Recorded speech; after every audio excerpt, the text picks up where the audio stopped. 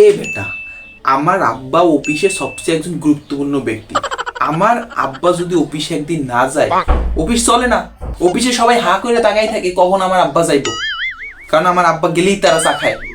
আমার আব্বা যদি অফিসে না যায়, তাহলে মনে কর বসের মাথা ঘুরে, বসের চা বানাই দিতে পারে না কেউই আমার আব্বা ছাড়া।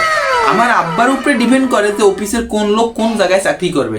কারণ আমার আব্বা যদি চা বানায় না খাওয়ায়, আমার আব্বা যদি ফাইল না দিয়ে, তাহলে তারা সিদ্ধান্ত নিতে পারে না। অফিসের সব কলিগদের থেকে আমার আব্বার গুরুত্ব বেশি। এই জন্য আমার আব্বার সবসময় সবাই মানে। আমার আব্বাকে ছাড়া একটা কাগজ এক টেবিল থেকে আরেক টেবিলে যায় না, একটা চায়ের কাপ আরেক টেবিলে যায় না। অফিসের কেউ হিসাব করতে পারে না যে এইখানে কয়টা টি ব্যাগ লাগবে, এইখানে কয়টা চা লাগবে। এই সব দায়িত্ব আমার আব্বার। বুঝোস আমার আব্বা কি চাকরি করে? আমার আব্বাকে ছাড়া অফিসের একটা মানুষ শান্তিতে চাকরি করতে পারে না। কারণ তাদের যদি চা বানাই না খাওয়াই, তাহলে কেউ মাথা ঠিক রাখতে পারে? আর এই চাটা বানায় কেটা? আমার আব্বা। আমার আব্বা যদি একদিন অফিসে না যায়, ওই দিন অফিস মনে কর যে একদম ডাস্টবিন হয়ে থাকে। কারণ আমার আব্বাই ঝাড়ু দেয়, ঝাড়ু না দিলে অফিস ডাস্টবিন হয়ে থাকে।